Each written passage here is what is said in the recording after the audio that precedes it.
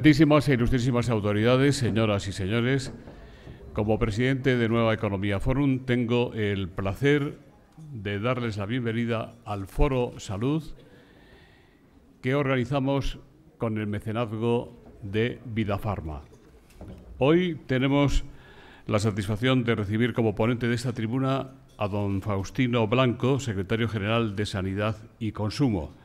Le va a presentar don José Manuel Freire, portavoz de Sanidad del Grupo Parlamentario Socialista en la Asamblea de Madrid. Querido José Manuel, la tribuna es suya.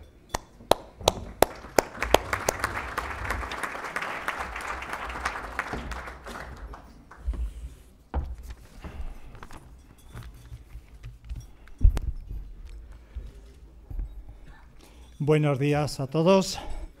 Presentar hoy al secretario general de Sanidad, al doctor Faustino Blanco, es un gran honor para mí. El doctor Faustino Blanco es un referente en la sanidad española, lo ha sido todo en la sanidad asturiana y queda mucho camino por delante. Lamento que esta presentación me han dicho que debe ser muy breve, porque he preguntado a mis amigos asturianos y de otros lugares y todo lo que he sacado daría para una buena y larga conferencia, pero no es el caso. Venimos a escucharle. La nota biográfica simple del doctor Blanco dice que nació en Gijón hace bastantes más años de lo que aparenta, que estudió medicina en Oviedo, que hizo la residencia, el MIR, de medicina de familia, creo que desde 1980 a 1983, y quiero señalarlo, doctor Blanco es, en presente indicativo del verbo ser, médico de familia. Tiene su puesto de trabajo en el Centro de Salud del Coto de Gijón, y cuando he preguntado a mis contactos asturianos cómo era como médico, resultado ha salido que es ese tipo de médico de cabecera que a todos nos gustaría tener y que recomendaríamos a nuestros amigos y parientes. No está mal. Es un primer dato de partida clave. Por cierto, es el primer médico de familia que tiene una de las máximas responsabilidades en el Ministerio de Sanidad. A los 40 años de haber nacido en España, la especialidad de medicina de familia, familiar y comunitaria. Por cierto, se ha dejado notar, por ejemplo, en la celeridad con la que el Ministerio ha respondido a la crisis de la atención primaria en nuestro país. Bien, la nota biográfica simple del doctor Blanco dice también que tuvo una enorme responsabilidad en los años 80 y 90 en la unidad de estudios y planificación del INSALU de Asturias. Esto tiene una gran importancia porque desde allá se hizo la reforma de la atención primaria en Asturias y en aquel entonces Asturias fue pionero de la reforma de la sanidad, de la atención primaria en España. Fue un referente para toda España. El doctor Blanco ha sido también director general de Salud Pública, ha sido el primer director gerente del Servicio de Salud del Principado de Asturias, en cuya ley de creación tuvo una enorme participación. Entre sus trabajos y logros hay que destacar sin lugar a dudas el UCA, el Hospital Universitario Central de Asturias.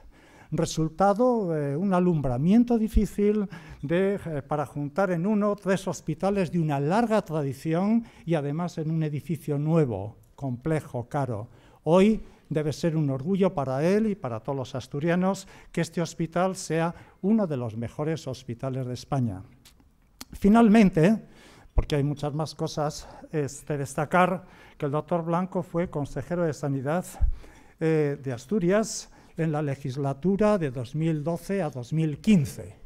Pero es importante a la hora de señalar cargos y trabajos que lo que cuenta no es haber sido o haber tenido este o aquel cargo, es lo que uno ha hecho, lo que ha dejado detrás, en qué ha contribuido a cambiar las cosas, a mejorarlas. Pues bien, en este balance el doctor Blanco debe sentirse orgulloso y merece nuestro reconocimiento por ello. Dos detalles que creo importantes. He mencionado antes que porque el doctor Blanco es médico de familia, las primeras promociones. Estas son las promociones de los médicos pioneros de la medicina de familia que tanto ha contribuido a cambiar el paisaje del Sistema Nacional de Salud.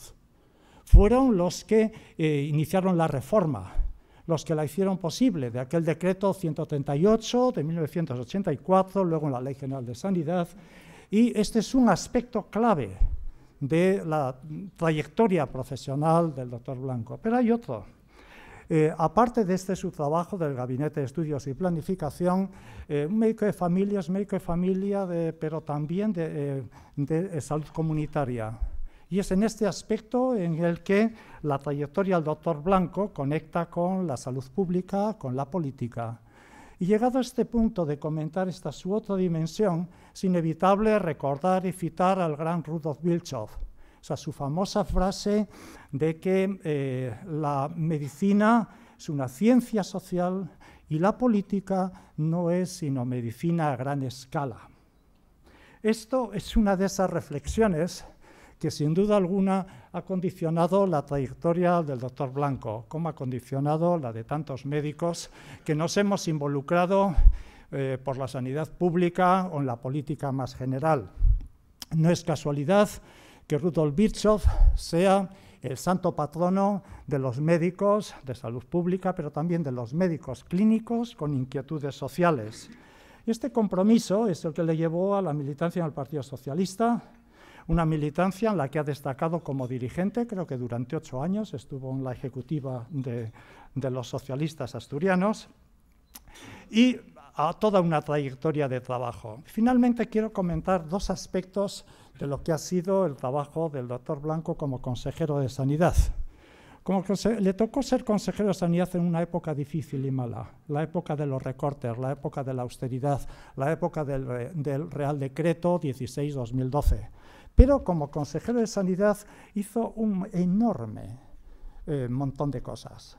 Puso en marcha un impresionante paquete de reformas y de innovaciones, de cambios y reformas muy coherentes con su compromiso con la sanidad pública, universal, de calidad equitativa, pero también eficiente. Y no lo tuvo nada fácil. Fue una época difícil, y una época difícil en la que quedaron patentes los rasgos más importantes de su carácter, tanto humano como político como profesional.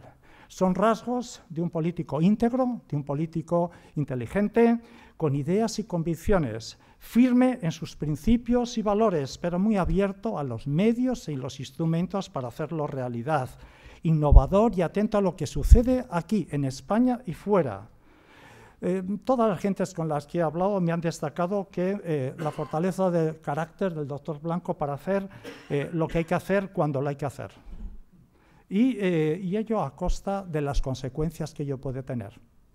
Yo creo que este ha sido uno de los rasgos, posiblemente un importante rasgo por el cual ha sido llamado a la responsabilidad que hoy tiene.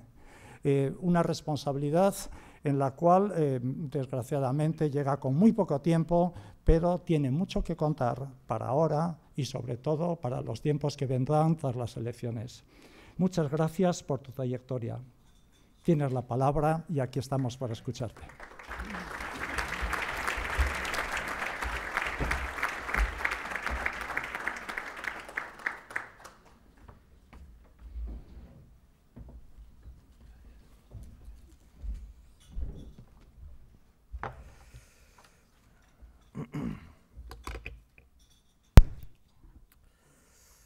Bueno, cuando te presenta José Manuel, pues te vienen a la memoria muchas cosas, ¿no? Y desde luego lo que sí quiero destacar es que, como pueden comprobarnos, una buena amistad, ¿no?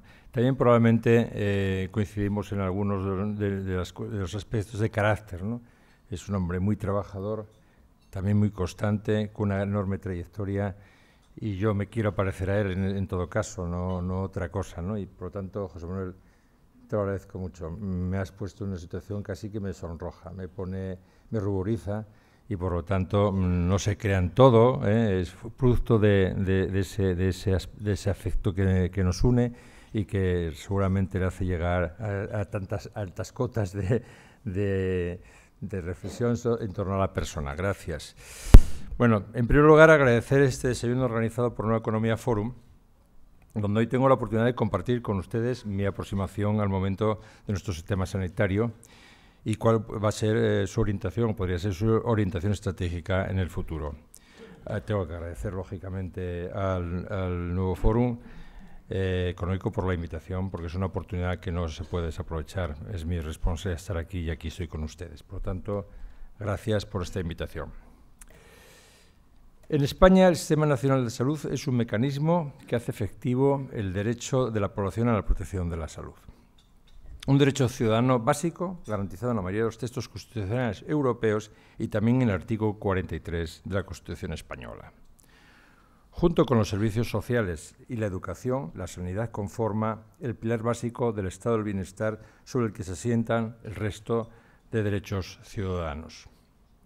Un derecho universal que hace posible, como quizá ningún otro, la equiparación de todos los ciudadanos, sea cual sea su estatus social, su nivel educativo o sus posibilidades económicas. Consecuentemente, es un eficaz instrumento para conseguir mayor justicia social y para erradicar fenómenos socialmente corrosivos como la desigualdad. Desigualdad que, como ya demostraron Kate Pickett y Richard Wilkinson, es también un elemento devastador en términos sanitarios y económicos. En los últimos 35 años, los españoles hemos realizado un gran esfuerzo por dotarnos de un sistema nacional de salud acorde con las necesidades de nuestra población, invirtiendo en ello mucho trabajo y también una significativa parte de nuestra riqueza nacional. Gracias a este trabajo constante, hoy disponemos de un modelo sanitario ejemplar y altamente garantista, valorado como entre los mejores del mundo, tanto por su eficiencia como por su nivel de cobertura y la calidad de sus prestaciones. Según Bloomberg, en un estudio que data del 16 y en el que se analizan indicadores como la esperanza de vida y el gasto sanitario incurrido, el sistema sanitario español es el tercero más eficiente del mundo, solo por detrás de Singapur y el de Hong Kong, y más eficiente, sin ninguna duda, de Europa. Más recientemente, en el año 2017, el Instituto de Evaluación de Métrica Sanitaria de la Universidad de Washington, en un estudio que mide la mortalidad derivada de un elenco de múltiples procesos en casi 200 países, situó nuestro sistema sanitario en el 9º puesto del mundo, con la misma puntuación que Suecia, Noruega, Australia o Finlandia, y solo por detrás de Andorra, Islandia o Suiza.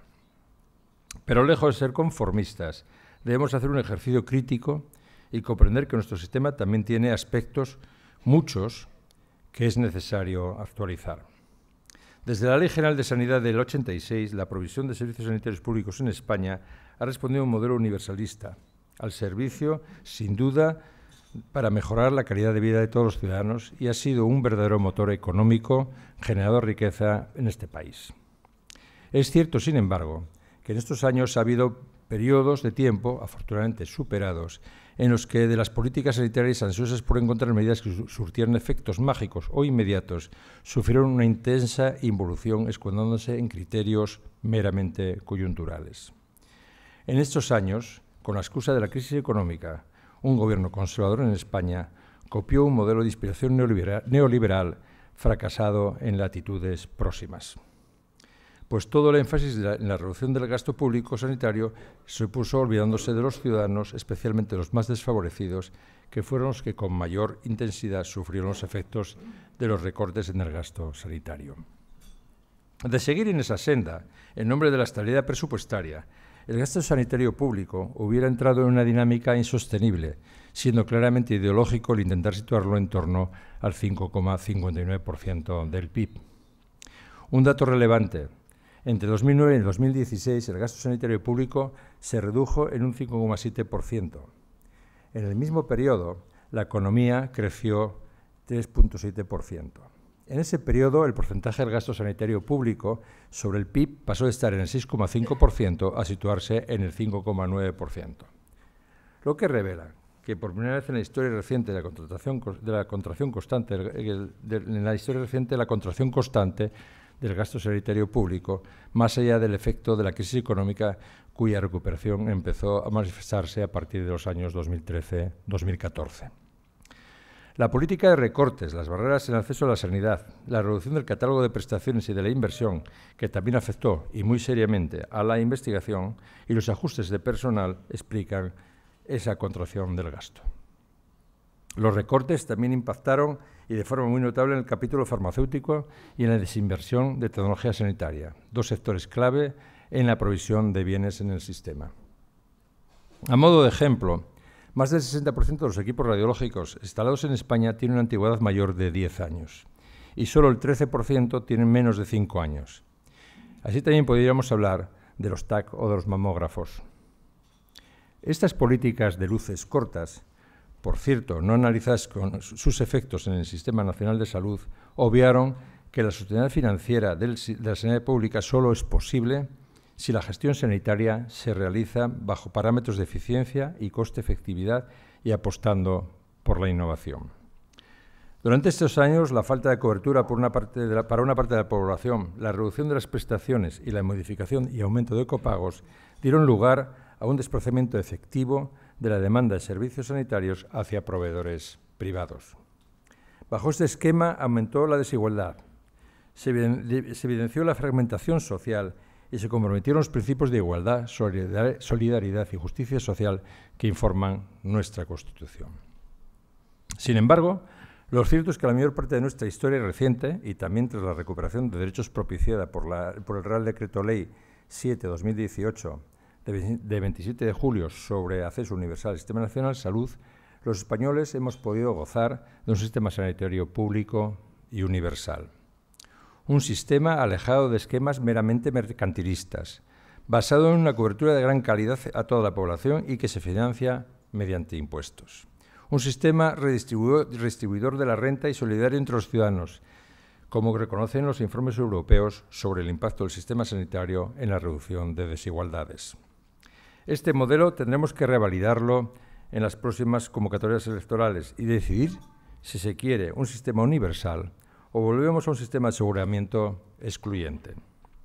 Precisamente, The Lancet publicaba el año pasado, en torno a abril, que aquellos sistemas de salud financiados con impuestos en los que se garantiza el acceso gratuito a las prestaciones son los más rentables y eficientes a la hora de brindar la atención sanitaria.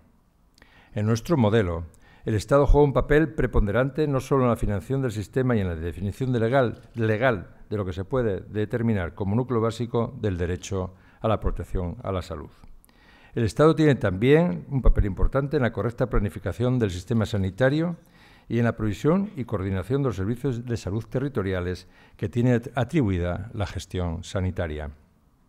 Y en mi opinión, el Ministerio debería protagonizar más intensamente algunos aspectos que garantizan cohesión y, entre otros, yo destacaría la capacidad de regular determinados aspectos en relación sanitaria, como por ejemplo acreditar de forma dinámica los requisitos que deben cumplir las entidades prestadoras de servicios sanitarios o impulsar mecanismos efectivos de control sobre todo el sistema, no solo lo público, sino también sobre el sector privado, que protejan al paciente y garanticen la elección informada del usuario de servicios sanitarios.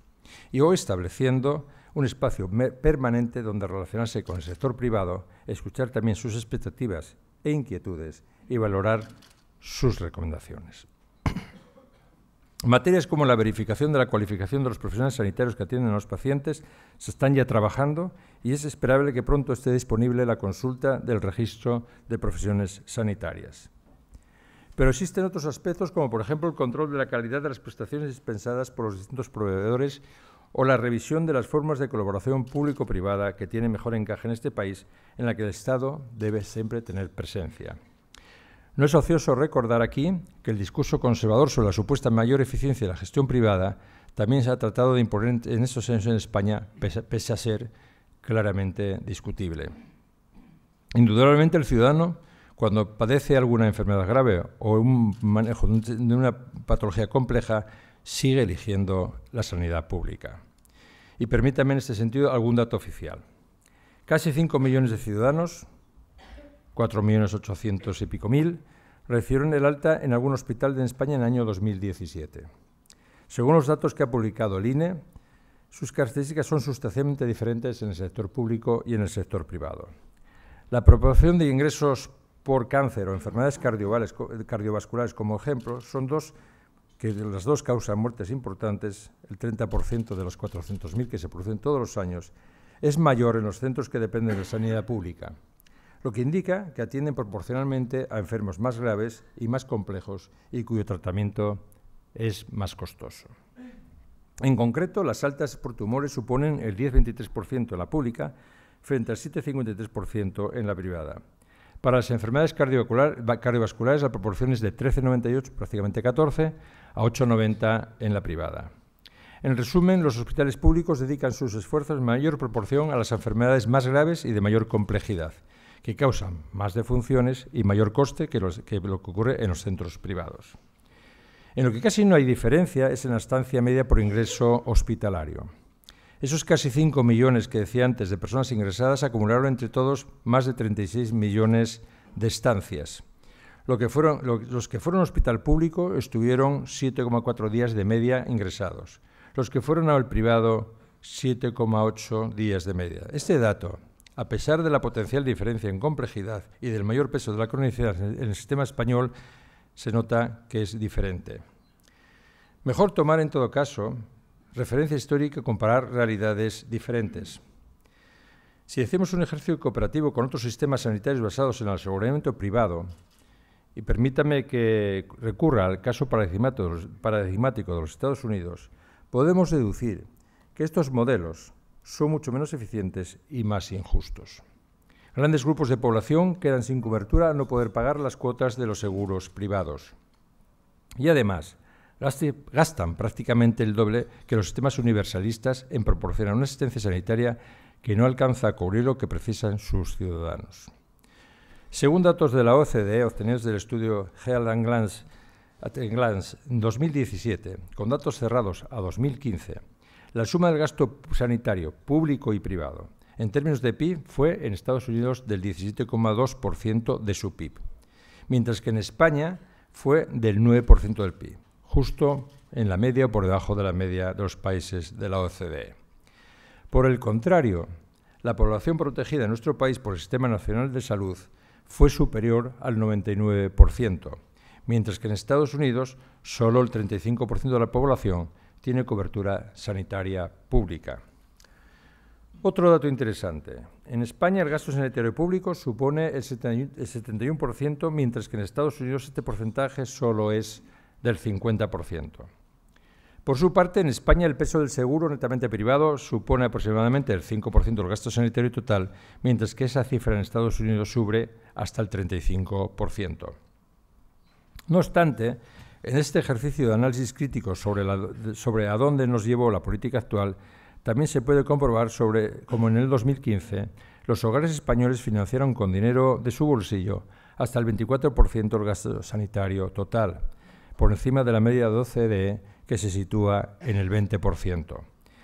Yo creo que eso sí que es meter la mano en el bolsillo de los ciudadanos y además sin considerar su nivel de renta. Este dato refleja claramente el enorme peso que tuvieron los recortes en sanidad en los últimos años en las economías domésticas de los españoles, un copago farmacéutico, la desfinanciación pública de medicamentos y la reducción de prestaciones que se dejaron de facilitar por razones de política de recortes.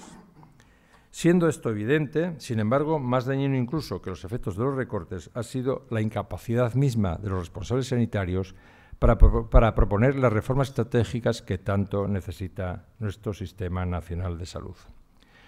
La verdadera amenaza interna para la sostenibilidad no es no disponer de una estrategia sostenida para que la financiación en sanidad se incremente acompasadamente con el PIB y se mantenga a lo largo del tiempo. Como vemos, no se puede simplificar el discurso con un mantra que permanentemente cuestiona la gestión pública por ineficiente y por el contrario que la privada es eficiente. Es un discurso que yo entiendo de corto alcance y ajeno a la realidad. Ello no impide que el sistema privado siga coexistiendo en el espacio de lo público, en el marco definido por la Ley General de Sanidad a la que antes me refería, que ubica al sistema sanitario privado en una relación con el público en un papel complementario. La obligación de los poderes públicos es la de afianzar y reforzar el sistema sanitario público, organizándolo y garantizando las prestaciones y los servicios sanitarios con calidad, tal y como impone nuestra Constitución. La literatura científica y la propia Organización Mundial de la Salud siguen siendo contundentes al señalar que los sistemas sanitarios universales, con titularidad y gestión públicas, siempre que estén basados en la atención primaria y una elevada calidad de sus prestaciones, ofrecen mejores resultados en salud y son los más eficientes y equitativos y, por supuesto, humanos. De hecho, la defensa del concepto de universalidad en el acceso al sistema de salud ha vuelto a tomar fuerza como uno de los objetivos del desarrollo sostenible incluidos en la Agencia Mundial del Desarrollo aprobada en el seno de las Naciones Unidas. Y se han incorporado también en los programas de las más importantes organizaciones internacionales, como es el caso de la Organización Mundial de la Salud, de la OCDE y del propio G20. Tras 35 años, se observa un éxito evidente de gestión de provisión preponderantemente pública, donde el sector privado, considerado de utilidad pública, ha tenido un protagonismo interesante y acorde con su rol de complementariedad en la colaboración público-privada. El sistema sanitario español de provisión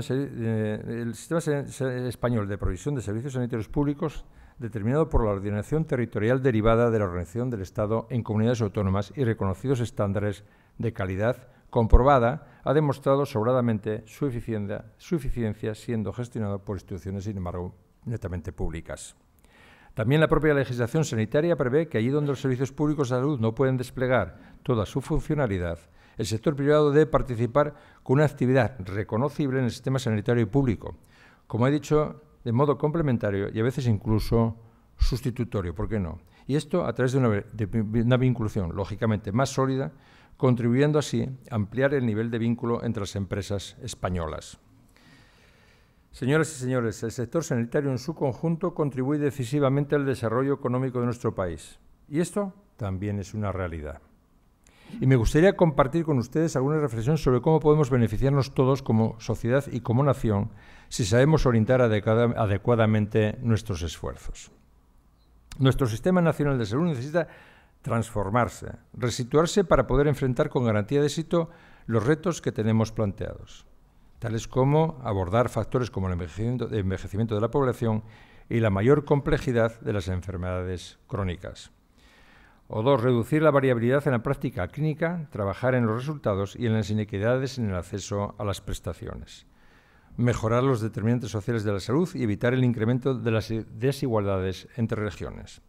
Y afrontar el elevado coste de la innovación y evitar la fascinación que alimenta la expectativa del ciudadano.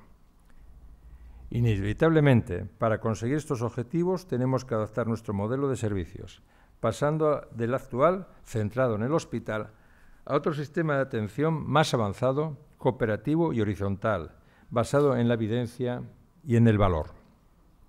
Necesitamos empoderar e incentivar a los ciudadanos para que adopten hábitos de vida saludables, generar el paciente activo, como señaló en su modelo el doctor Ed Wagner, que mejora su interrelación con los servicios.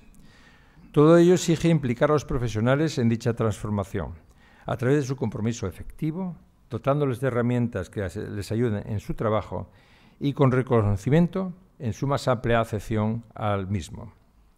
Las políticas, por tanto, de recursos humanos tienen que ser muy patentes y desplegadas desde el ámbito estratégico para todo el Estado. Los tres conceptos básicos a manejar son, según la RAN, son la accesibilidad, la eficiencia y la sensibilidad del sistema con las necesidades y demandas de la población.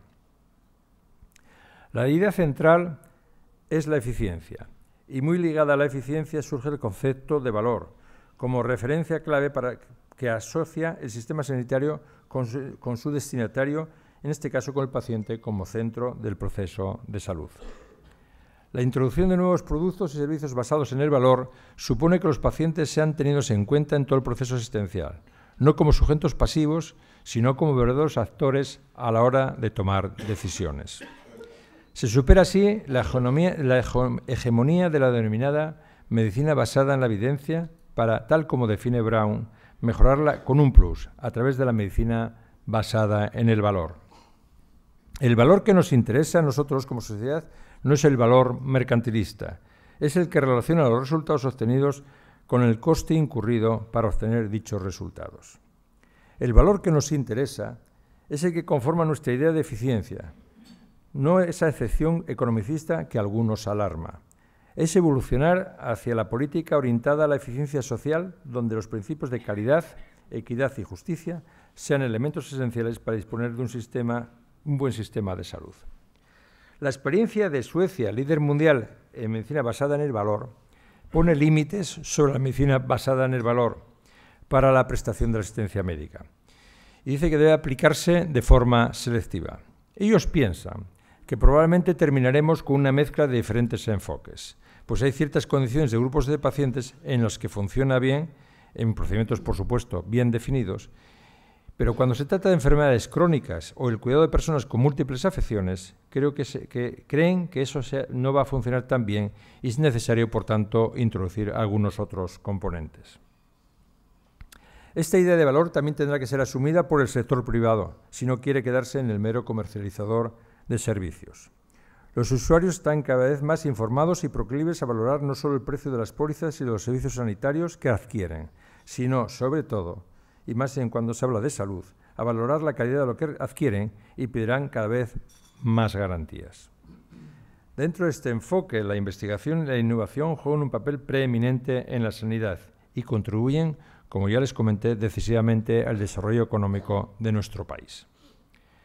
En nuestro modelo asistencial, la colaboración público-privada es percibida positivamente en muchos ámbitos, como ocurre con el sector de la tecnología sanitaria, donde han llegado a alcanzar acuerdos de compromiso que nos proponemos renovar en los meses próximos, como ocurre con el convenio suscrito con Farmaindustria, que permite la modulación del gasto farmacéutico del Sistema Nacional de Salud en función de la evolución de la economía.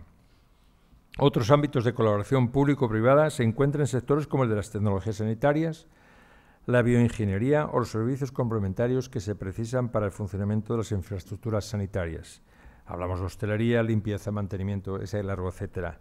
Espacio que en España sigue madurando en su modelo funcional.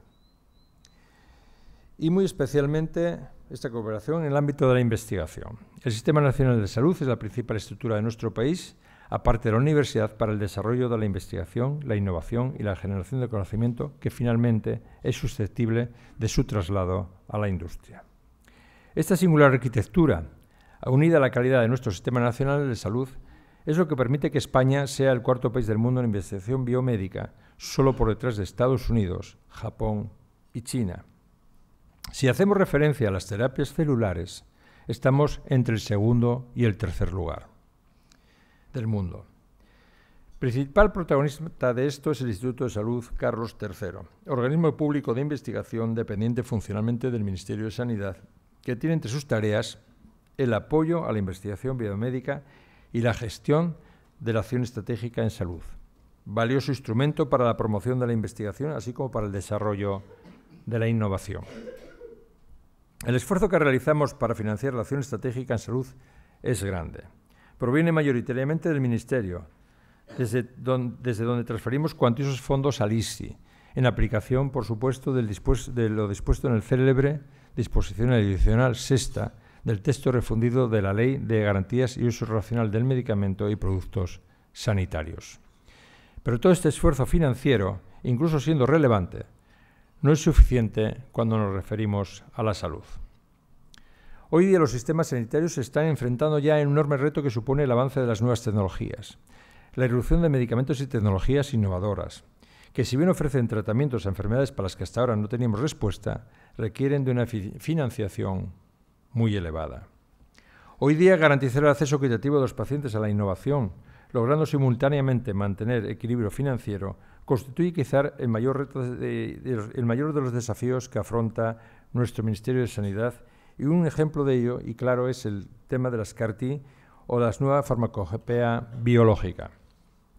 Otro de los retos es la adecuada explotación de la ingente cantidad de datos clínicos, almacenados digitalmente a partir de un repositorio ya normalizado y seguro de datos multidimensionales para impulsar aplicaciones analíticas para todo el ecosistema biosanitario. Este repositorio deberá incluir necesariamente la práctica clínica, la salud pública y epidemiología, la gestión sanitaria de las administraciones, pero también y no menos importante, a las universidades, a los centros de investigación y a un pujante sector de startups alrededor de la salud y los estilos de vida en claras sinergias con todos los anteriores. Para alcanzar este potencial tendremos que centrarnos en hacer lo correcto. La arquitectura digital del sistema de salud, que tiene buenos desarrollos en nuestro país en sus componentes básicos, como es la identidad segura o la interoperabilidad, asegurando que el sistema se comunique y llegue al lugar correcto al momento oportuno, es un factor. Nuevas innovaciones promueven la reputación internacional de nuestra excelente base científica. Reconozcamos el sector sanitario como un sector de actividad económica, dinamizador como el que más, en una sociedad cada vez más avanzada. Un sector que actúe como polo de atracción de otras iniciativas o como potencial factoría en el campo de la I+D+I de productos, técnicas y tecnologías y con capacidad para generar capital productivo y valor añadido. Tenemos la oportunidad de seguir evolucionando y crear uno de los sistemas de salud más avanzados del mundo y ser líderes mundiales en la incorporación de tecnología a la salud. Al aprovechar el poder de la tecnología y un entorno que permite la innovación, podemos gestionar la creciente demanda de servicios y crear un futuro seguro y sostenible para nosotros. Cuando seguimos los planteamientos que hemos enunciado, no solo transformamos el sistema de salud y atención, sino que también creamos una organización que puede continuar evolucionando, mejorando e innovando con los mejores expertos. Tenemos grandes ambiciones para las tecnologías que ya estamos utilizando y con la oportunidad de crear un entorno líder para difundir y apoyar la innovación de cualquier área de acción.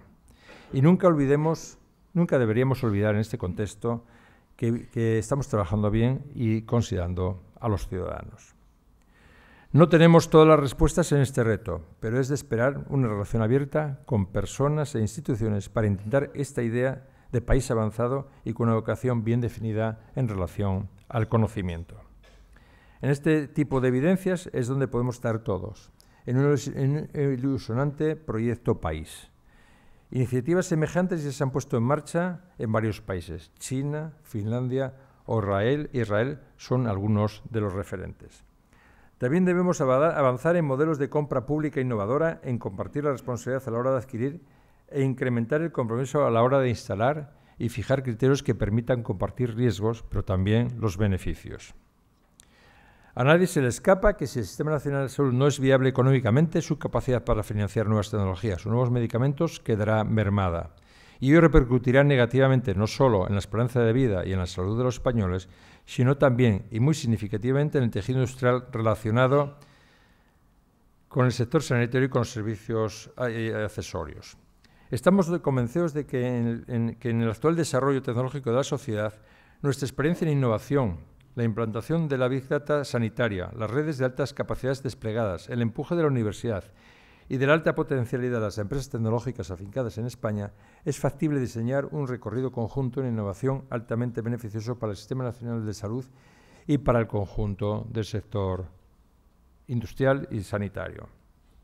Si somos capaces de implementar esta colaboración en el desarrollo estratégico de nuestra economía, a buen seguro soportaremos mejor cualquier impacto en momentos de crisis y podremos afrontar mejor el futuro. En definitiva, el binomio sanidad-investigación translacional debe ser una de esas estructuras emergentes que, aprovechando el capital humano y su capacidad de innovación, convierta su actividad en un polo de atracción de talento e inversión de un nuevo tejido empresarial que se está articulando en torno a este nuevo paradigma. Paradigma que nos proponen los expertos de la OCDE, que desde hace algún tiempo plantean desarrollos basados en el conocimiento, la innovación, las tecnologías y las comunicaciones, al tiempo que invocan su realización en un entorno que combine eficiencia con equidad, crecimiento verde e inclusión social. Un ejemplo de ello es el proyecto europeo START, en el que participa el Ministerio de Sanidad a través de la AEMS, para respaldar la investigación clínica translacional en el ámbito académico y posibilitar que los medicamentos innovadores lleguen antes a los pacientes. La inversión en salud es un catalizador del desarrollo económico, fácilmente medible en términos económicos como el PIB, el empleo o la productividad, y también en términos sociales, pues mejora la calidad de vida de los ciudadanos y reduce las desigualdades. Este nuevo concepto, en el que trabajan intensamente las regiones más desarrolladas del planeta, debe servir efectivamente de asiento sobre el que consolidar iniciativas generadoras de empleo de alta cualificación. El sector sanitario reúne, como digo, todas las potencialidades para ser de los llamados a progresar en este nuevo concepto y promover una evolución en el modelo económico de nuestro país.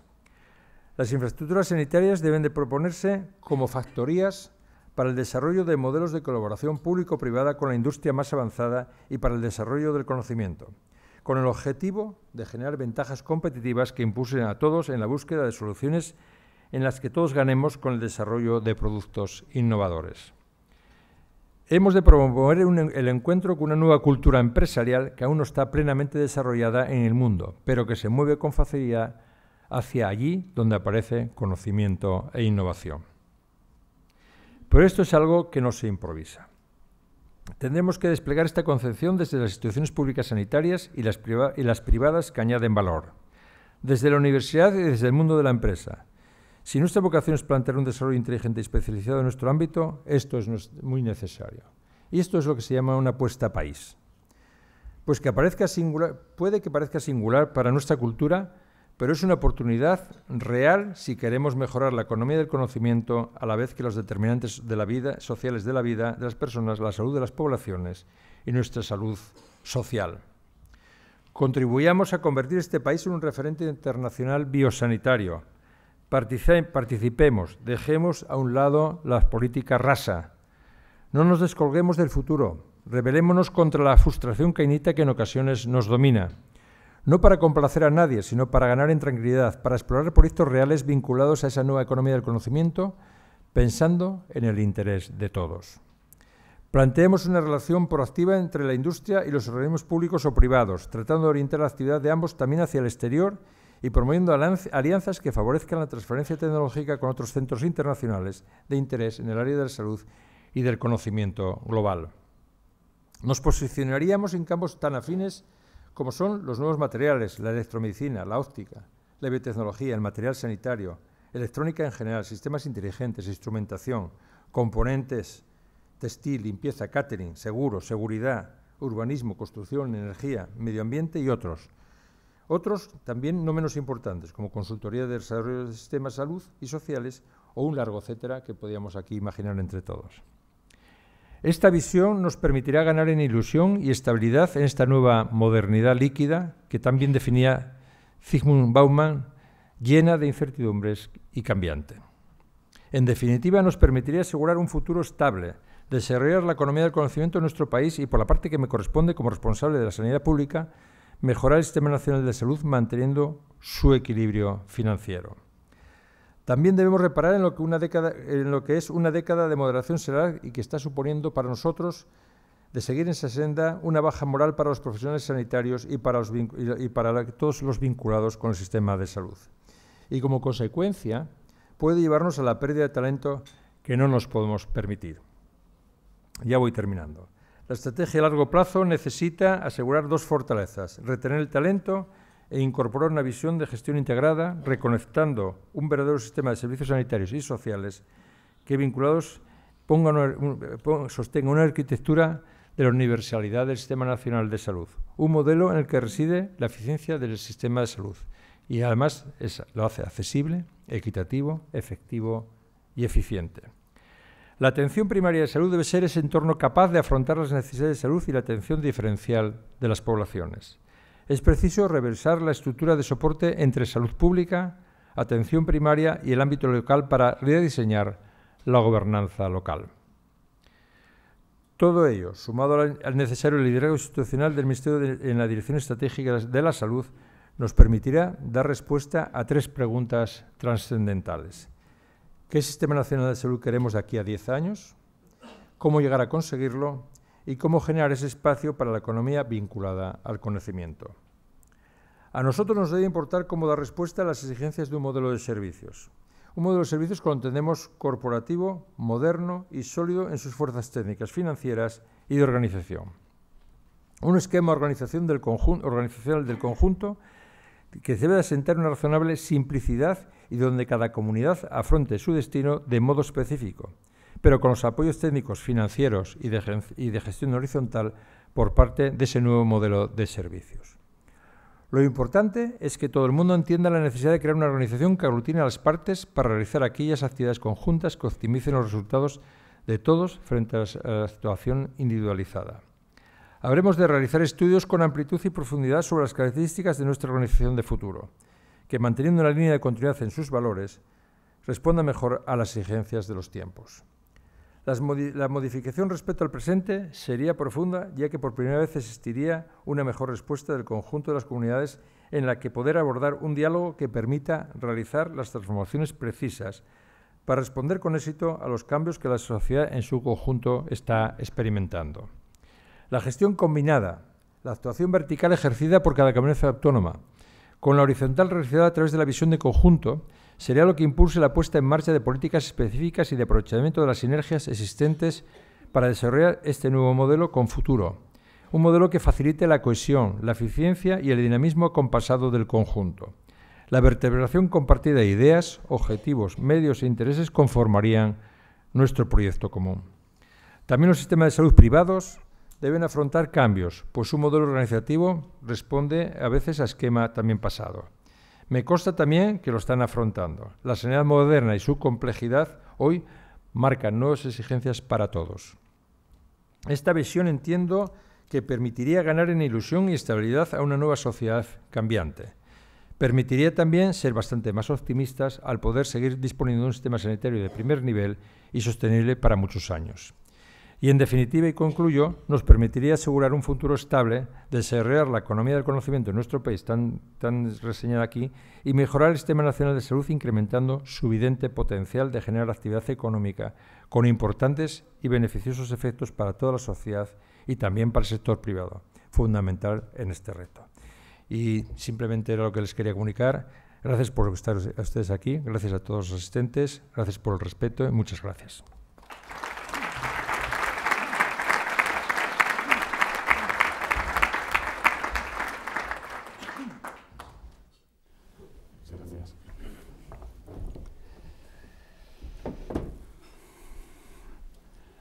Muchas gracias. Pues como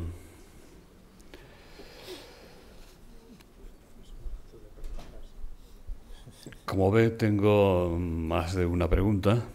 Voy a empezar por esta y le agradecería que en las respuestas fuera lo más conciso posible.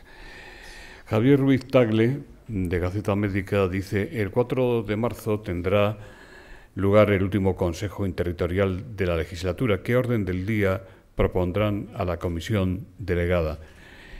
Y Francisco García le pregunta si comparte usted la opinión del exministro García Vargas, que está aquí con nosotros, en el sentido de que el Consejo Interterritorial no cumple con sus funciones. Bueno, la primera... Está comunicado, ¿no? La primera pregunta... Hombre, hacer un relato aquí del orden del día del Consejo Interterritorial del día 4, permítame que tenga la prudencia de comunicarlo primero a los interesados, ¿no? Va una buena cartera de cosas, ¿no? Pretendíamos hacerla pequeña, porque ya saben que el hábito es meter 27, 28, 30 puntos y hace el debate interminable. Y queríamos recortar esa agenda siempre un poco. Lo que hemos conseguido parcialmente, y vamos a llevar seguramente entre 12 y 15 temas, que no son pocos, pero todos muy interesantes, y permítame que tenga ese rasgo de deferencia hacia mis colaboradores, hacia el entorno compartido con las comunidades autónomas, para dar esa información.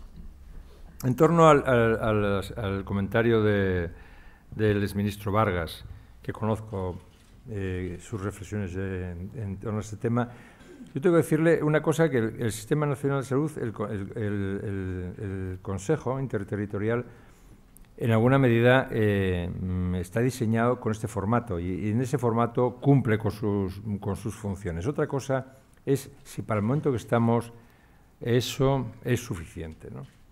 Y yo creo que se ha mostrado que no es suficiente. Y nada más hay que ver algunas expresiones públicas de oportunidad política que se producen después de producir difíciles consensos dentro de su espacio, ¿no?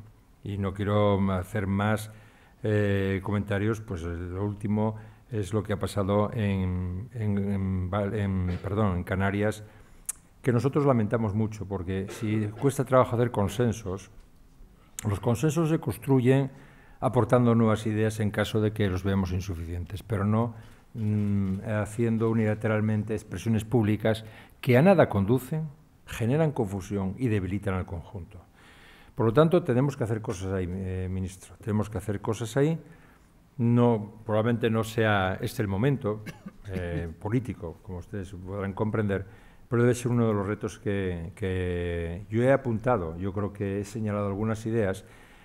Cómo entenderíamos una arquitectura, ¿no? Una arquitectura que respete ese principio de subsidiariedad y aparte de la constitucional, que es las comunidades autónomas, donde son los entes que se encargan de la gestión de los servicios, y parece que así debe ser. Además, yo estoy plenamente convencido que así debe ser, pero caben muchas soluciones en el ámbito, yo diría, que ya señalaba, corporativo, ¿no? En esa idea de que el Estado, la Administración General del Estado, en este caso el Ministerio, podría aportar a esa estructura enormes potencialidades, y algunas las he señalado en la conferencia, no me quiero extender más, pero lógicamente seguramente compartimos la insuficiencia y por lo tanto la necesidad de avanzar en ese recorrido.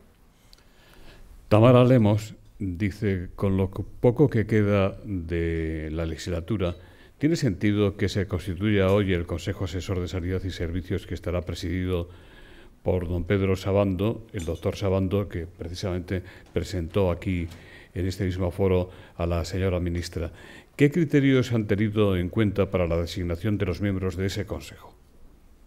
Bueno, yo creo que tiene todo el sentido que se nombre hoy y que se nombre, ¿no? Y que se constituya, perdón. ¿Por qué? Porque, oigan, no se entendería lo contrario tampoco. Ustedes dirían que estamos aquí en una situación de gestionar la cosa, y ya veremos. Nosotros hemos venido con un sentido de plantear un proyecto a la sociedad.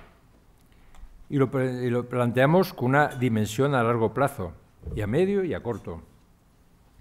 Por lo tanto, lo único que determina, que no es poco, es el periodo en el que estamos, es que se puede producir un cambio de gobierno. Pero este gobierno quiere decir por dónde quiere orientar su acción política y la lanza a largo plazo, porque la sociedad entenderá mejor qué es lo que hacemos y por qué lo hacemos. Entonces, esto forma parte de ese espacio de trabajar a largo plazo, sabiendo que hay cosas que tenemos que hacerlas a corto por esa jerarquía de prioridades. Pero, desde luego, todo es oportuno, y además tenemos un sentido de que tanto nuestro proyecto político como los consejos asesores tengan continuidad, no sean por estructuras efímeras. En cuanto a los criterios, han sido bien claros, incluso hasta en su publicación en el BOE. Un consejo asesor es un consejo de representación unipersonal.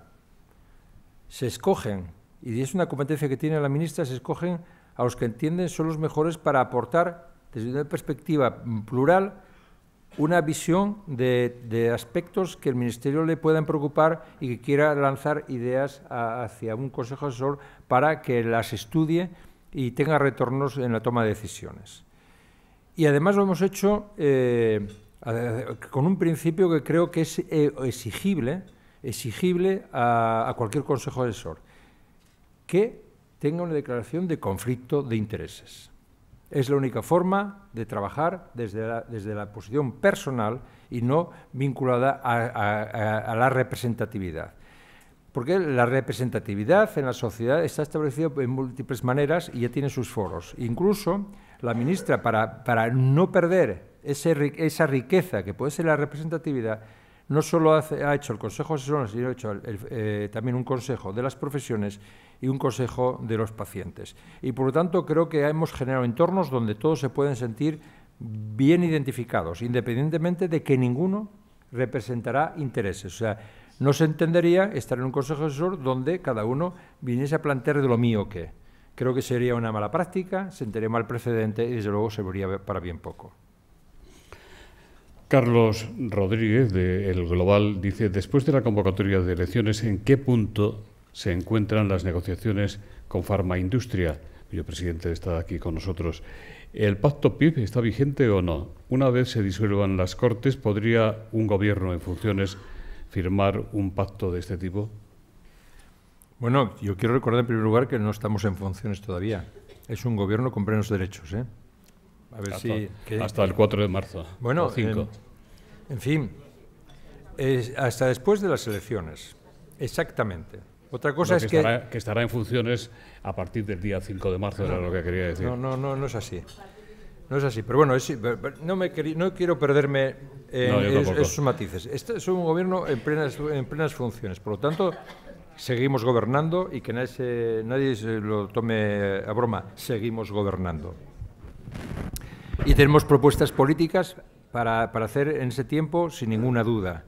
Lo hemos hecho en 5 meses y lo vamos a seguir haciendo. Creo que la actividad, si hiciésemos un balance, que me resisto a hacerlo en este momento, pero si hiciésemos un balance de perspectiva desde que hemos tomado posesión este gobierno, pues se podía ver un catálogo importante de iniciativas que han tenido impacto en la sociedad. Dicho esto, Farmaindustria, que están aquí su presidente y su director general, al cual agradezco su presencia. Me conocen bien, les conozco bien, les tengo respeto, creo que nos respetamos. Tenemos un diálogo, yo creo, fluido, un diálogo de defensa de intereses, como no puede ser de otra manera, pero estoy seguro de que no solo nos hemos puesto de acuerdo de darnos un plazo para seguir negociando un nuevo marco de relaciones con Farmaindustria, para un tiempo, o sea, eso demuestra, en primer lugar, una actitud que yo agradezco, sino que en ese tiempo vamos a encontrar el entorno suficiente para proyectar un nuevo acuerdo a más largo plazo. Y en ese sentido quiero señalarlo a los presentes, que es un trabajo que yo señalaba en la tribuna como un ejemplo de cómo nos podemos relacionar con el sector privado y que creo que podemos de él tomar ejemplo para hacer otras muchas cosas que las podemos hacer. Dolores Salgado le pregunta, ¿en qué va a quedar su propuesta de extender la compra centralizada a un total de 25.000 referencias de medicamentos, productos y tecnologías incluidos en el catálogo común? ¿Qué ahorro calculan que se va a producir y qué receptividad han encontrado ustedes en las comunidades autónomas y en el sector? Pues bastante interesante tema. Muy buena pregunta, se lo agradezco mucho a Dolores Salgado. Mire, teníamos una plataforma de compra centralizada que no tenía catálogo. Una plataforma de compra centralizada que por oportunidad las comunidades autónomas se adherían a algunos concursos para algunos productos o fármacos de prescripción hospitalaria como el factor 8, etcétera, etcétera, vacunas, etcétera, etcétera. Y hemos hecho el esfuerzo de hacer un catálogo de productos. Un catálogo que abarca 25.000 productos, todos los que hay prácticamente en el mercado. Y además queremos que sea dinámico, con lo cual la aparición de nuevos productos entrarán en el catálogo. Hemos hecho un catálogo, hemos hecho un modelo, hemos hecho una estructura, hemos buscado transparencia. Creo que genera un entorno, esa transparencia genera un entorno y una oportunidad para las empresas, puesto que podrán presentar sus productos en un espacio compartido y eso genera un dinamismo interno nada desdeñable. Y el futuro, nosotros pasa por ahí. Esa idea que yo les señalaba de cuál es la función de la Administración General del Estado en esos servicios que tenemos que dar al conjunto de la organización de los sistemas de salud, del sistema de salud, en el caso, y servicios de salud de las comunidades autónomas, pues la compra pública, la compra centralizada, es uno de los aspectos más importantes. Sin tener catálogo, en 5 años, más o menos, estoy hablando de memoria, en 5 años, permítame que pueda haber algún error de cifras, en 5 años hemos hecho concursos, se han hecho concursos por un equivalente a 2.700 millones de euros. 2.700 millones de euros. Y creemos que crea unos beneficios, o sea, unas ganancias en términos de economía de escala, que estimamos en 237 millones de euros. Si ahora la plataforma la hacemos más fuerte, la hacemos más compartida, comunidades que no estaban van a estar, y todos están de acuerdo, que lo hemos anunciado en el Consejo Interterritorial de noviembre, con un catálogo nuevo pensamos que el futuro es una oportunidad que no podemos desdeñar, porque hablar de 237 millones se quedarán en un aspecto, casi, no diría irrelevante por la importancia que tiene 237 millones, pero probablemente duplicar esas cifras no sería nada exagerado, ¿no? Y bueno, pues si generásemos unas economías en torno a 500 millones de euros, y permítame que estos son reflexiones, no me cojan los titulares, ¿no? Porque ya empezamos, somos rehenes de esos titulares, pero si hiciésemos gestiones en esa dirección, pues 500 millones es lo que cuesta, pues probablemente el Hospital de la Paz de Madrid, ¿no? Reformarlo, ¿no? Pues ya nos estamos viendo que la dimensión es muy relevante. Le preguntan también si van a hacer ustedes cambios en el Real Decreto 7/18 antes del fin de su mandato para que el acceso a la sanidad sea verdaderamente universal. Bueno, yo en primer lugar, el acceso a la universidad desde el Real Decreto 7 de 2018 es universal. Es universal. Otra cosa es que ese decreto, que lo hemos metido con validación en el Congreso, pretendía perfeccionar, pretendía llegar a los matices de qué significa esa universalización. ¿Qué es? ¿Hasta dónde llega la universalización? ¿Dónde está ese espacio compartido de la universalización? Y estábamos enriqueciéndolo. Pero como todas cosas, por unos presupuestos que decayeron por una visión cortoplacista y de interés político, no por una visión del Estado general, ni porque los presupuestos fueran estos o aquellos, sino por intereses de partido, pues han decaído y por lo tanto el presidente ha decidido consultar a los ciudadanos cuál es su proyecto y qué quiere apoyar, ¿no? Y por lo tanto todas las medidas que están en el Parlamento decaen, pero nuestra voluntad está clara, nuestra vocación está clara. Vamos a la universalización, está ya la universalización y vamos a perfeccionarlo hasta allí donde tengamos capacidad. En ese tiempo intuyo difícil, pero en todo caso los parlamentarios tienen la palabra. Santiago de Quiroga, editor de Gaceta Médica, dice: ¿tiene previsto incrementar o mantener la actividad de su departamento hasta el día de las elecciones? Damián Fernández le pregunta: ¿van a llevar ustedes proyectos de decretos al Congreso antes de su disolución el día 5 de marzo, incluso después ante la permanente? ¿Sobre qué materias? Bueno, yo hablar genérico es muy difícil, ¿no? En primer lugar, nosotros vamos a estar gobernando hasta el día de las elecciones y pensamos seguir gobernando después de las elecciones, o sea que nadie se llama engaño. Venimos y convocamos elecciones para ganar. No venimos aquí a convocar elecciones para conformarnos y decir hasta aquí hemos llegado. No, venimos con un proyecto solvente, se puede ver. Por primera vez los ciudadanos están viendo, por primera vez en este tiempo, lo quiero decir, no por primera vez en la historia, sino en este tiempo que los ciudadanos están viendo que hay un proyecto político que parece que es interesante, que abarca el conjunto de la ciudadanía, o sea, tiene una visión de país cohesionado, de atender de forma diferente lo que es diferente. Las desigualdades eran una estrategia básica y, por lo tanto, vamos a gobernar en ese sentido y, además, tenemos el sentido de seguir gobernando. ¿Qué decretos? Bueno, pues lo que es competencia del Gobierno, irrenunciable. Vamos a hacer los decretos y algunos proyectos los teníamos muy avanzados y vamos, lógicamente, en la oportunidad que podamos, dado que todo tiene un procedimiento legal de preparación de esos decretos para llevarlos al Consejo de Gobierno, pues lo haremos, ¿no?, en la medida que tengamos ese tiempo. En cuanto, me imagino que quieren señalarnos así reales decretos ley, bueno, pues oiga, mire, eso nosotros hablamos de algo que ya es Gobierno, ¿no? O sea, nosotros no somos parte del Gobierno, pero es una decisión de Gobierno. Y creo que la realidad, después de la no aprobación de los presupuestos, es muy otra. Y, bueno, no sería razonable mirar solo para el Gobierno en este tema, sino ver por qué estas cosas ocurren, ¿no?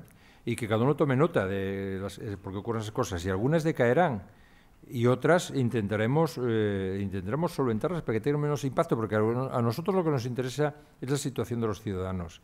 Y creo que hay algunos temas que eran importantísimos para precisamente eso, para ganar en cohesión y para reducir las desigualdades que la crisis nos trajo.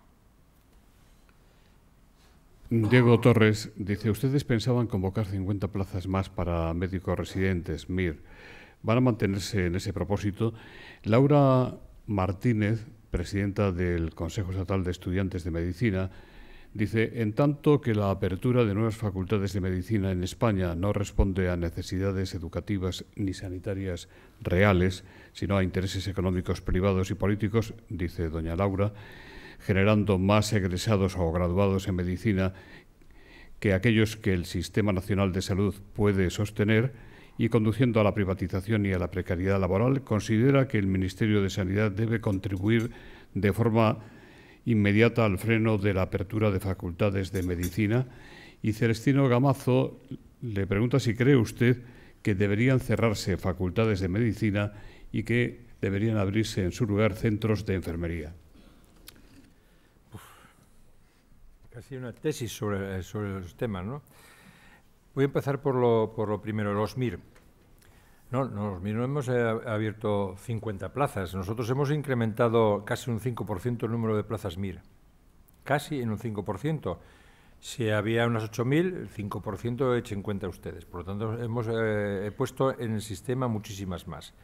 Y además ya les adelanto que en el MIR 2019, que se realizará a primeros del 20, como siempre, vamos a incrementar seguramente sobre este incremento ya, o sea, considerado este como base, otro 7%, está aquí el director general de ordenación profesional, otro 7%. Quiere decir que eso va a significar que en términos de MIR de medicina vamos a estar moviéndonos en torno a 500 plazas nuevas más. Por lo tanto, el esfuerzo es obvio, ¿no? O sea, difícilmente se podrá encontrar más por el momento. De todas formas, nosotros las comunidades autónomas hemos hecho un ejercicio de vernos con todas de forma bilateral, para decirles que toda su capacidad de formación, si cumplía los requisitos que tiene que tener la acreditación docente, porque en este país no queremos bajar la calidad de nuestro MIR, eso que quede bien claro. Si tienen más capacidad docente, nos lo trasladan, se acreditan esas plazas y se pondrán más en el mercado. Por lo tanto, queden claro que el esfuerzo en el MIR es un esfuerzo muy claro, que queremos que se aproxime el número de ofertas de plazas MIR a más o menos a los egresados, ¿no? O sea, a los que salen de las facultades, precisamente para no determinar oportunidades, limitar oportunidades a estos graduados. Nosotros en este momento salen aproximadamente 7.000 nuevos médicos al año. Pensamos que es una cifra razonable. Nos sitúa, desde luego, como país, uno de los países que más médicos tiene por 100.000 habitantes de Europa. O sea, por lo tanto, no estamos hablando de un déficit de médicos en este país. Estamos hablando de una diferente y desigual distribución de médicos y especialidades en base a necesidades. Y eso es lo que tenemos que reorientar con el MIR para hacer un MIR que responda más a necesidades. Pero hemos puesto en marcha un análisis 2030 de nuevas necesidades en función de la realidad de nuestra población profesional. Hemos hecho un esfuerzo ingente que lleva desde el 2012 parado, que es de recertificación de profesionales extracomunitarios por un monto que eran aproximadamente unos 6.000 los que estaban pendientes de esa recertificación, o sea, esa solicitud. Y podemos decir que ahora mismo ya tenemos casi un 40% de esos analizados, esos casos de petición analizada en el tiempo que llevamos. Pero además también les anuncio hoy que en este primer cuatrimestre, vamos a hacer una convocatoria precisamente de médicos extracomunitarios para que con un examen que es exigible se puedan recertificar.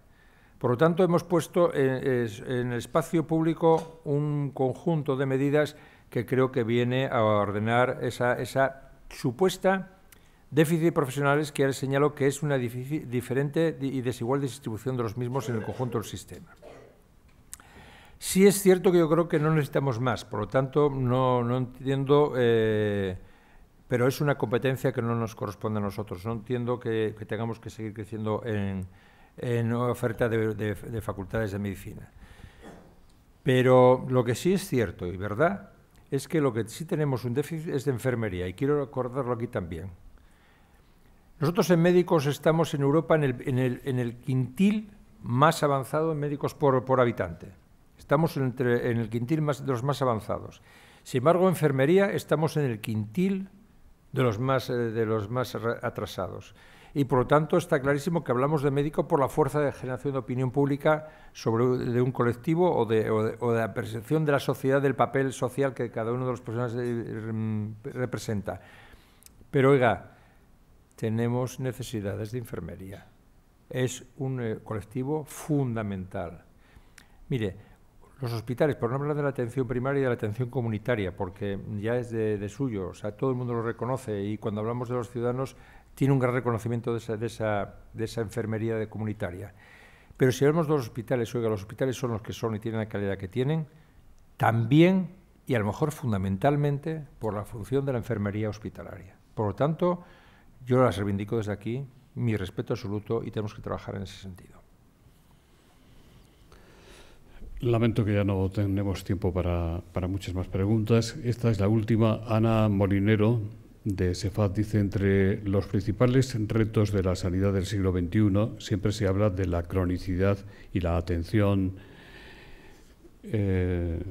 sociosanitaria. ¿Le concede el Ministerio algún papel a los farmacéuticos comunitarios en este ámbito? ¿Cuál sería? Bueno, el Ministerio no concede casi nada, ¿no? El Ministerio trabaja para generar un contexto de desarrollo de un sistema, ¿no? El sistema, en este caso, el público sanitario, ¿no? Y la enfermería comunitaria, la oficina de farmacia, que fundamentalmente es a lo que nos referimos, está aquí el presidente del colectivo, no solo los de oficinas de farmacia, sabe muy bien mi planteamiento, lo conoce muy bien. Desde el año 84, en el decreto 137/84, que hay veces que se pierde en perspectiva, algunos porque tenemos canas no lo perdemos en perspectiva, y además porque tuve el honor de participar directamente en ese decreto, y me siento muy orgulloso de la oportunidad que me dio el Ministerio, en este caso presidido por Ernest Lluch y Pedro Sabando. Ese Real Decreto 137/84 hace referencia a la enfermería comunitaria, por lo tanto tiene un papel que nadie va a discutir. El problema es que si hay conflicto, tendremos que hacer aflorar ese conflicto para resituarlo, pero desde luego no podemos hacer un conflicto excluyente. El momento que hagamos conflictos excluyentes estamos haciendo las cosas mal. Y yo en ese sentido no es que tenga que romper una lanza por la enfermería, por la farmacia comunitaria, que se defienden bien ellos solos, no tienen nada. Pero sí tengo que decir que el modelo de farmacéutico de oficina de farmacia en España es uno de los modelos más de referencia ya. O sea, sí es verdad que hay intereses que eso no sea así, pero creo que este modelo ha permitido ganar en cohesión también, y hay que reconocérselo. Nadie se acuerda, parece que estamos viendo las farmacias que están en las zonas urbanas de mayor tránsito, pero yo en este caso tengo que romper una lanza por la farmacia rural. La farmacia rural es el servicio de proximidad más importante que tienen los ciudadanos, y nos costó mucho sostenerlo. Incluso, y sabe también el presidente, que yo, siendo responsable en Asturias, hemos hecho un trabajo colaborativo enorme, siempre de entendimiento, buenos convenios, y una de las cosas que ha permitido eso es consolidar en sitios muy rurales, muy dispersos, pues sostener un servicio que, si no hubiésemos sido imaginativos, hubiese sido posible de mantener, y hoy en día, después de 35 años de aquella historia, de aquel recorrido, pues lo tenemos y con orgullo, ¿no? Entonces, bueno, yo creo que no será tanto de conflicto como de análisis sosegado del papel de cada uno de los interlocutores, cada uno de los actores que tienen la atención primaria. Muchas gracias. Don Antonio Pérez Hostos, presidente de Vidafarma, que hace posible este Foro Salud, va a despedir el acto.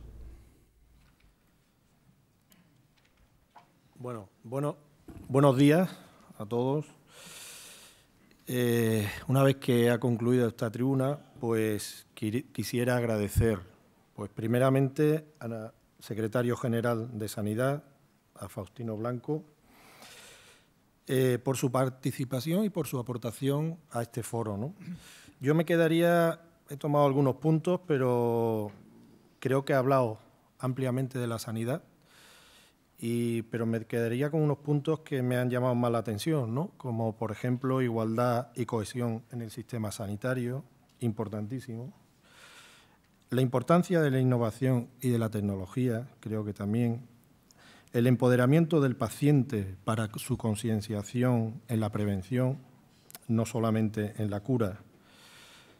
La retención del talento, que creo que es fundamental. Tenemos grandes profesionales y creo que tenemos que mantenerlos en España. Y también la complementariedad del sistema público y privado de sanidad. También quiero dar las gracias a José Manuel Freire, ¿no? Creo que ha hecho una buena presentación del ponente, poniendo sobre todo en valor la profesionalidad de este.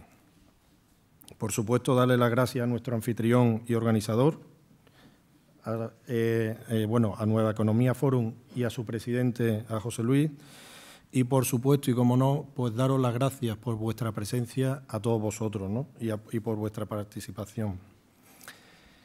Y no quería terminar sin deciros que, Vidafarma, que es una empresa de distribución farmacéutica, está comprometida, por supuesto, con su proceso, con lo que hace, que es la distribución de medicamentos, y que estos lleguen en tiempo y hora a todas las farmacias. Y, a su vez, a través de estas 22.000 farmacias que tenemos en España, lleguen esos medicamentos a los pacientes, ¿no? Pero también quiero deciros que estamos comprometidos con la divulgación de temas sanitarios. En este caso, un tema de política sanitaria que es fundamental y que nos afecta a todos.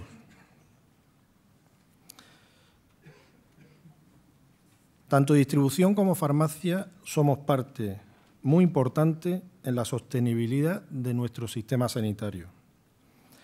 Y para alcanzar ese objetivo, la Administración sanitaria siempre nos tendrá a su disposición. Muchas gracias.